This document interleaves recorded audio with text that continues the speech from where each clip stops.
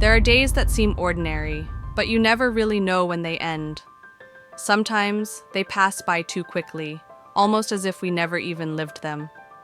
Other times, the worst part is when they seem to never end, as if time itself decided to drag on, just to trap us in a place we don't want to be.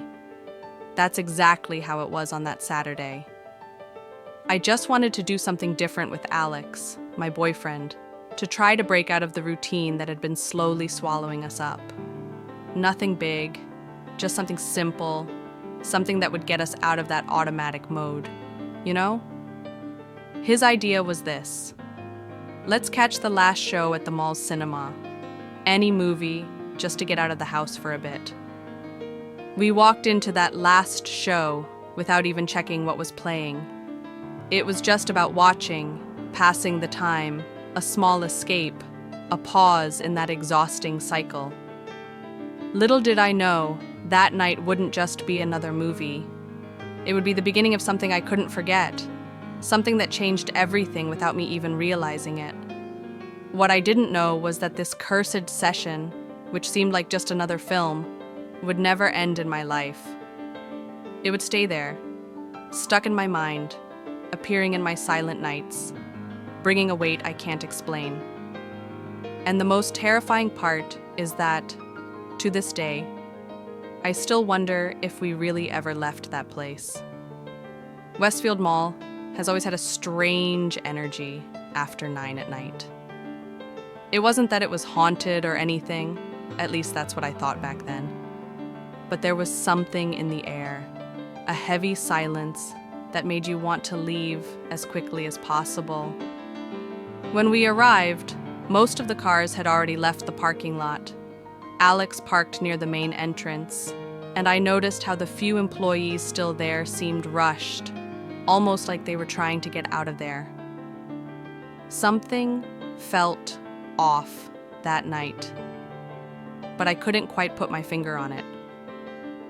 We got here just in time, Alex said, trying to sound upbeat, but I could hear the forced tone in his voice. He was feeling it too, he just didn't want to admit it. We entered the main hallway and our footsteps echoed strangely. The stores were already closed, their metal shutters down, casting long shadows that seemed to move as we passed by. The food court still had some lights on, but most of the restaurants were cleaning their tables, stacking chairs. "I'll grab the tickets," Alex said, pointing to the cinema on the second floor. "You stay here, pick a table. We'll watch whatever's playing." I sat down at a white plastic table, one of those you find in food courts, and started observing the place, or rather, the lack of it. There was something unsettling about it, like the mall was preparing for something. The few remaining employees moved in a mechanical way, no eye contact, no conversation. That's when she appeared. A woman in her 40s with messy blonde hair approached my table. Her skin was extremely pale, almost translucent, and her eyes held an expression I couldn't quite read. It was as if she were looking right through me, seeing something I couldn't. "It's good that you got in," she said, sitting in the chair across from me without being invited. "Sorry," I replied, confused. "The tickets. It's good that it worked out for you too." She smiled, but it wasn't a normal smile. It was the kind of smile you see on someone who knows something you don't. Do we know each other?" I asked, feeling a chill run up my spine. She tilted her head, almost as if she were studying me. "Not yet," she murmured almost to herself. "But it will all be fine. You'll see." Before I could ask anything more, she stood up and walked towards the escalators, disappearing into the shadows of the lower level. I stood there, frozen, trying to process what had just happened. Alex returned a few minutes later, waving 2 tickets in the air. "Got them!" he said, but the excitement in his voice sounded fake.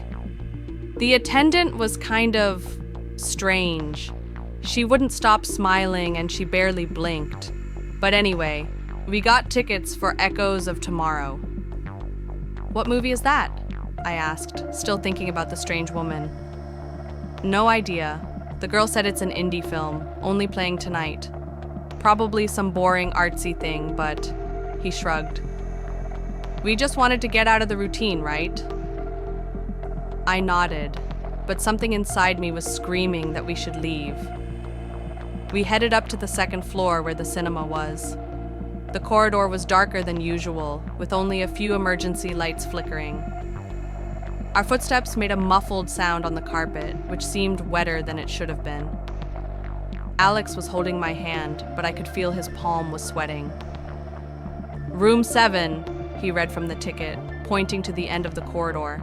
We passed by several closed theaters. Some had torn or faded posters on their doors, as if they had been there for ages. Room 7 was at the very end, isolated from the others, and when we got closer, I noticed there was no employee to check our tickets. That's odd, I whispered. There's always someone here. Must be because it's the last show, Alex replied, but I could hear the uncertainty in his voice. We pushed open the heavy door and entered. The room was completely dark, except for the dim, yellowish light from the projector. There was a strange smell in the air, not exactly mold, but something sweet and sickly, like wilted flowers. Jesus, Alex whispered. What's that smell? The carpet under our feet was visibly damp. Every step we took made a sticky sound, like we were stepping on something wet. The seats looked older than I remembered, with faded fabric and dark stains that I preferred not to identify. Are you sure this is the right place? I asked, but Alex was already pulling me toward 2 seats in the middle of the room. When we sat down, I realized we were completely alone. There was no one else in the room. On a Saturday night, even in the last show, there's always at least a couple or a few friends. But no, just the 2 of us, sitting in a room that seemed forgotten by time. Is this normal? I asked, looking around. Probably because of the movie, Alex replied, but his voice sounded less certain with every passing second. Indie film. No one knows it anyway. The projector started up with a metallic, grinding noise, like an old machine forced to work. The screen lit up, but no usual trailers appeared, nor any production logos. The movie started directly, without ceremony. The first image was of an empty road, filmed from inside a moving car. The quality was strange. It wasn't exactly black and white, but it had a grayish tint, like the film had been left out in the sun for too long. The camera shook irregularly, as if the person filming had unsteady hands. What the hell is this? Alex muttered. The audio was distorted, with a constant background hum that made my head ache. The images on the screen showed the road stretching endlessly, with no signs of life.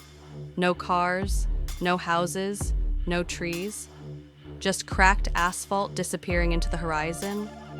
That's when the figures appeared. At first, it was just a shadow in the corner of the screen.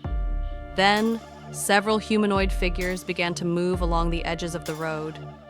They dragged themselves unnaturally, as if their limbs weren't working properly. When the camera zoomed in, I saw their faces wrong, distorted, like someone had melted wax and tried to mold human faces without knowing how. Alex, I whispered, gripping his arm. I want to leave. But when I turned to look at him, I saw that Alex was completely still, his eyes fixed on the screen. His breathing was slow and heavy, like he was in a trance. Alex? I called louder, shaking his shoulder. He blinked several times, as if waking up.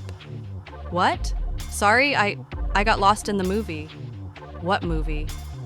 This isn't a normal movie, Alex. We need to leave now. I stood up from my seat, but when I looked toward the door we came through, it was gone. Only a smooth wall remained, as if there had never been an exit. "Alex," my voice came out higher than I wanted. The door's gone." He turned slowly, like he was moving through molasses. When his eyes focused on the wall where our exit should have been, he blinked a few times, confused. This can't be happening," he muttered, running his hand through his hair. "There must be another way out. Cinemas always have emergency exits." We ran to the other side of the room where there was a door with a faded emergency exit sign. Alex pushed the metal bar with all his strength, but the door didn't budge an inch. It was like it was welded to the wall. On the screen, the movie kept playing.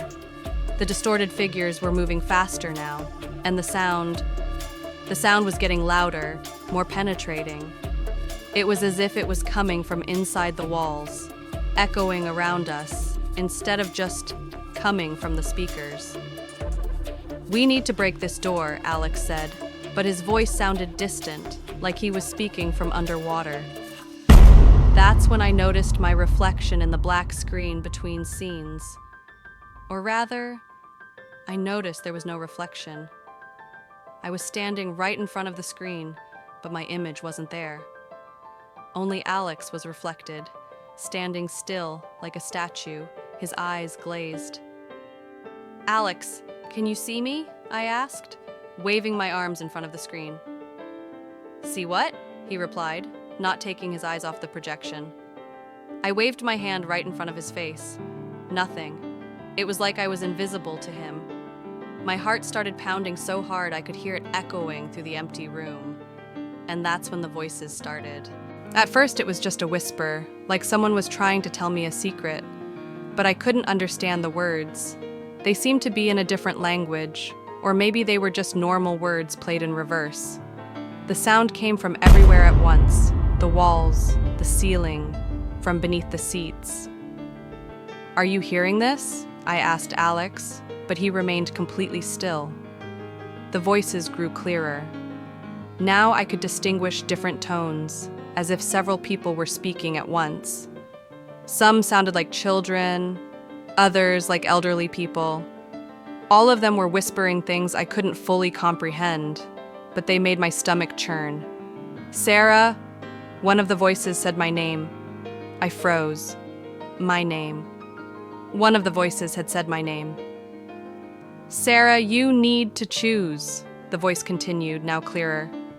It was a woman's voice, but distorted, like it was speaking through water. "Choose what?" I asked loudly, feeling ridiculous for talking to voices in my head. "Stay or leave." "But, Alex?" The voice paused, and I could have sworn I heard a smile behind it. "Alex has already chosen." I looked at my boyfriend. He was sitting in the chair, completely still, his eyes fixed on the screen. But he wasn't blinking. He wasn't visibly breathing. It was as if he had turned into a statue. "Alex!" I shouted, shaking his shoulders with force. "Alex, wake up!" Nothing. That's when I realized there was someone else in the room. Out of the corner of my eye, I saw a figure sitting a few rows behind us. It was the blonde woman from earlier, the one from the shopping mall. She was watching us with that same unsettling smile. "I told you everything would be fine," she said, her voice echoing strangely in the empty room. "But you still don't understand where you are, do you, Sarah?" Where am I?" My voice trembled. "In the place where movies never end," she answered, standing up slowly. "In the place where stories become real. Welcome to the other side of the screen." The room began to distort around me, the walls bending as if made of rubber. The carpet beneath my feet grew even wetter, almost soaking, and I could feel something warm and sticky trickling down the walls. "What do you want from me?" I managed to ask, my voice shaking. The blonde woman walked slowly down the aisle between the seats, her steps making no noise on the damp carpet. As she approached, I realized something was fundamentally wrong with her. Her movements were too fluid, like she wasn't actually touching the ground. "It's not what I want, Sarah. It's what you need to understand." She stopped just a few feet away from me. "You bought tickets for Echoes of Tomorrow, but that's not really the name of the movie." "Then what is it?" I asked, trying to keep some sense of normalcy in this insane conversation. "The movie is called Never Ending Show, and, as the name suggests," she gestured to the screen, where the images kept playing in an infinite loop. "It never ends." I looked at Alex, still frozen in the chair. "And him?" "Alex accepted the invitation. When you sat down, when you started watching, you made a choice without knowing. He chose to stay. You can still choose to leave." "How?" She pointed to the screen. "You have to cross." The image on the screen changed. Now it wasn't the endless road anymore, but the shopping mall itself. But this was a deteriorated version, as if it had been abandoned for decades. The store windows were shattered, plants grew through cracks in the floor, and a dense fog covered everything. "Is that real?" I asked. "As real as this cinema, as real as you and I in this moment." She stepped closer. "But there are rules, Sarah. There are always rules." "What rules?" "If you cross, you can go back to your normal life. But Alex..." She paused, glancing at my boyfriend, frozen in place. "Alex will stay here forever, watching. That's the price. One soul to release the other." "This is crazy," I shouted. "I won't leave him." "Then you both stay. Simple as that." Her voice was strangely calm. "But know this. Every second you hesitate, the deeper he sinks. Look at him, Sarah. Really look." I forced myself to look at Alex closely. His skin was becoming more pale, almost translucent. I could see the bluish veins beneath his skin and his eyes. His eyes were becoming cloudy, lifeless. What's happening to him? He's becoming part of the film. Soon, he'll be just another figure on the screen, another voice whispering in the dark. She smiled again, and this time I could see her teeth. They were far too sharp. "The same will happen to you if you don't decide soon." I felt a strange pull coming from the direction of the screen. It was as if something was trying to drag me into that distorted image of the mall. My feet began to slide on the damp carpet, and I realized I wasn't in control of my movements anymore. "The decision has already been made for you," the woman murmured, her voice now coming from all directions at once. "Welcome to Zarathiel, Sarah, the place where stories never really end." The screen began to expand, growing beyond the walls, swallowing the entire room. And I was being pulled into it, leaving Alex behind, sitting alone in the dark, watching a movie that would never end. That's when I remembered my grandmother. I'm not sure why, but in the middle of all that panic, her voice came to me like a distant whisper. "Sarah, when things get too dark, you pray, no matter if you believe or not. You pray and hold on tight to something bigger than you." I was never religious, but in that moment, with Alex lost in that horrible trance, and me feeling like I was about to lose my mind, I closed my eyes and began to pray. I didn't even know the words, but I said everything that came from my heart, asking for protection, asking for strength, begging to get out of that cursed place. And that's when I felt it, that warm sensation in my chest, like someone had lit a candle inside of me. The heavy air in the room began to move, the whispering voices grew quieter, and I was able to stand up. "Alex!" I shouted, shaking him forcefully. "Alex, wake up! We need to get out of here now!" He blinked several times, confused, like someone waking from a very deep nightmare. "Sarah." "What? Where are we?" It doesn't matter, let's go. I grabbed his hand and pulled him toward the exit. The door, which had seemed sealed before, now opened easily, as if it had never been locked. We ran through the dark corridors of the mall, without looking back, until we reached the car. Alex drove in complete silence, his hands shaking on the wheel. That was 2 years ago. Alex has never been the same since that night. He started having nightmares, waking up in the middle of the night, screaming things I couldn't understand. He said he still heard the voices, that he felt like part of him had been left behind in that room. Our relationship didn't survive. How do you stay in a relationship with someone who looks at you and only sees a reminder of the worst day of their life? We ended things 6 months later. No arguments, no drama. It just ended. I still see him around town. He avoids looking at me, crosses the street when he sees me coming. It's like I'm a ghost in his life, a door to a place he never wants to return to.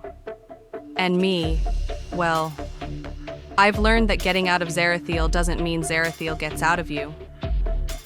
I still feel that presence sometimes, especially when I'm alone in dark places. I still hear the whispers that aren't the wind. I still wake up some days with the feeling that I never fully left that room. The difference is, now I know there's something bigger than that darkness, something that gave me strength when I needed it most. And maybe that's what keeps me whole. Even when I feel like I'm still somehow watching that cursed movie. Because in Zarathiel, you never fully leave. You just learn to live with the shadows you brought back with you. If you've ever entered a place and got stuck, leave a comment saying, I have, like, share, and never forget. Zarathiel doesn't leave you.